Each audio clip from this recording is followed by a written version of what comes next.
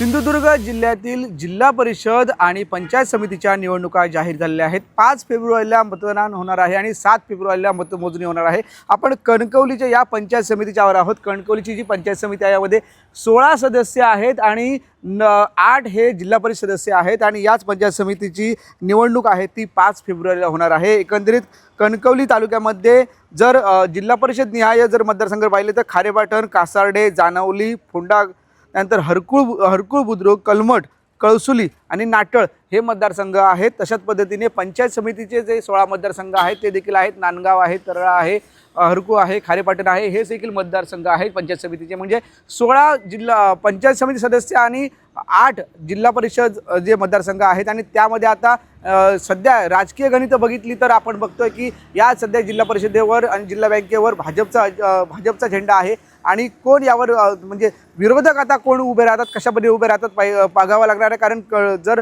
सिंधुदुर्ग जिल्ह्यामध्ये आता नगरपंचायतच्या निवडणुका होत्या त्याच्यामध्ये वेगवेगळी समीकरणं पाहायला मिळाली होती आणि आता सध्या सिंधुदुर्ग जिल्हा परिषदची ही निवडणूक लागली। यामध्ये नेमकी वेगवेगळी समीकरणं घडू शकतात काय किंवा युती म्हणजे महायुती होणार की महाविकास आघाडी काय करणार याच्यावर देखील लक्ष ठेवून लावावं लागणार आहे। कारण राजकीय नेत्यांची भूमिका नेमकी काय असणार हे देखील पाहावं लागणार आहे आणि खास करून सिंधुदुर्ग जिल्ह्यामध्ये भाजपचे आमदार या कणकवलीचे जे आहेत ते आणि पालकमंत्री नितेश राणे हे देखील आहेत आणि त्यामुळे कणकवली जिल्हा परिषद मतदारसंघावर त्यांचं प्राबल्य आहे। देवगड आहे, वैभववाडी आहे, तसंच कणकवली या संपूर्ण या तिन्ही तालुक्यामध्ये त्यांचं प्राबल्य आहे। त्यामुळे त्यांचं प्राबल्य कशा पद्धतीने पुढे टिकवून ठेवणार आहेत हे देखील पाहावं लागणार आहे। सिंधुदुर्ग जिल्ह्यामध्ये कणकवलीमध्ये बघितलं तर 16 पंचायत समिती सदस्य आणि 8 जिल्हा परिषद सदस्य आहेत।